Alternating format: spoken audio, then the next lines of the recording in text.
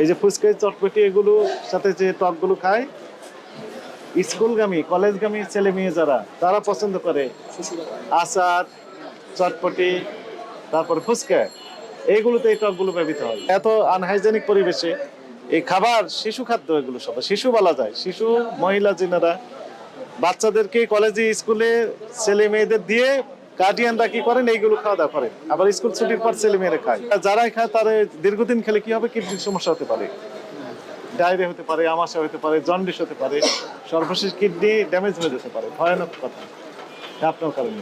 আর আপনি হেসে হেসে দেখা যাচ্ছে এগুলো বিক্রি করে দিচ্ছেন। কিসে খায়, কিভাবে খায় সেটা বলছে। এটা কিসে দিয়ে খায়? না না, এটা কি কাজে লাগে সেটা যে খায়, বাসা বাড়িতে খায় এইভাবে?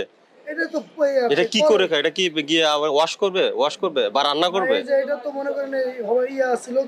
মানে এটা বাসা নিয়ে এইভাবে খাওয়া শুরু করবে, এই তো? এর বাইরে কিছু করার নাই? পাতাটা ফেলে এমনি তো খাওয়া শুরু করবে। পাতা দিয়ে কি ডাকছে? বাকি সবগুলো তো বের হয়েছে, যে অনাবৃত রয়ে গেছে না অনেক। আচ্ছা, এটা গেছে একটা। এটা কি? এটা তো তেঁতুল দেখা যাচ্ছে। আর ওটাও তো খায়, তাই না? তো কি করে? এটা কি এভাবে খাওয়া যাবে? আপনি এই যে বস্তার মধ্যে ময়লা আবর্জনা বস্তার মধ্যে আনছেন, এটা নিয়ে খাবে, আপনি বললো এটা খাবে। এটা কি খাওয়ার উপযোগীর মতো রাখছেন? খাওয়ার মতো অবস্থা আছে এটার? এটা কি? এটা বিসি ছাড়া তো কি তো অবস্থা সবগুলার? এটা মানুষের খাবার বললেন, এই তেঁতুলগুলো নিয়ে মানুষ সরাসরি খায়। এগুলো কিসে কিসে খায়? ওই যে ফুচকার যে টক বানায় ওখানে নেয় না? হ্যাঁ, তারাই তো নেয় মেনলি।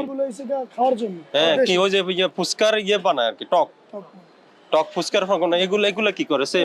এই দেখেন বস্তার কি অবস্থা। সাপলটা কোথায় রেখেছেন? সাপলটা দেখেন। আমাদের সাপলের হচ্ছে এই অবস্থা। এখানে রেখেছেন সেই পাত্রটা হচ্ছে এই পাত্রের ভিতরে রেখেছেন কি সাপল। যে খাবারটা আপনি নিজে খাওয়ার মতো আপনার ইচ্ছা জাগবে না, সেটা অন্যদের আপনার খাওয়ার জন্য হিসেবে বিক্রি করেন কিভাবে? এক পানি দিয়ে সারাদিন চালান, তো এই তেঁতুলগুলো আপনারা বাসায় খান? আপনারা খান না? আপনাদের বাসায় চটপটি খায় না? এই পরিবেশে তেঁতুল রেখে এটা আপনার কি মনে হচ্ছে ভালো তেঁতুল? আমাকে আপনি জাস্ট একটা কথা বলেন, এটা কি মানুষ কি খাওয়ার উপযোগী কিনা? এটা কি খাওয়ার মতো পরিবেশ আছে এখানে?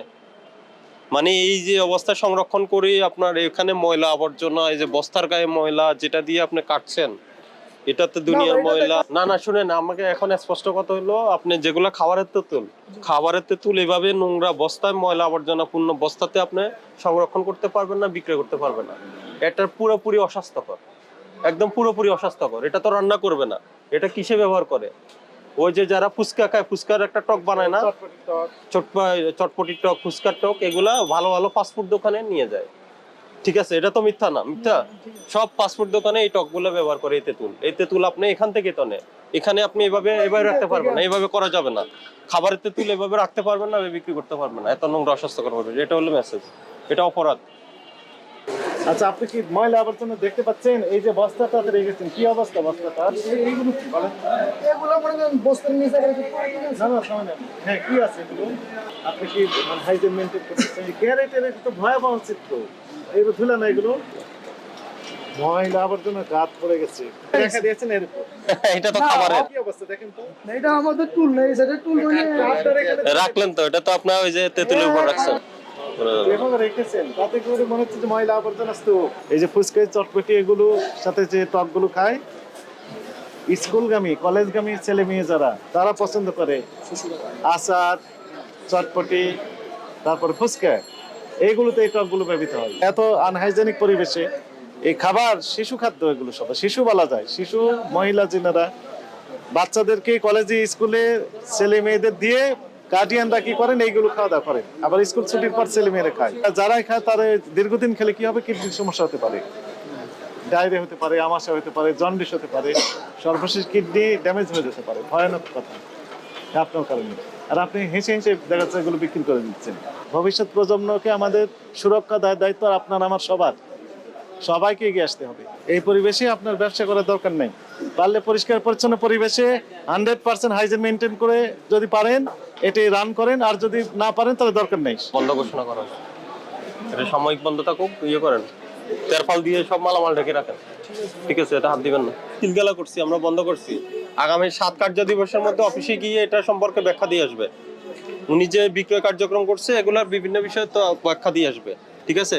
ব্যাখ্যা আমরা সন্তুষ্ট হইলে দোকান খুলে দিব, আর সন্তুষ্ট যদি না হয় আমরা তার বিরুদ্ধে প্রশাসনিক যে ব্যবস্থা নেওয়া দরকার ওটা নিব।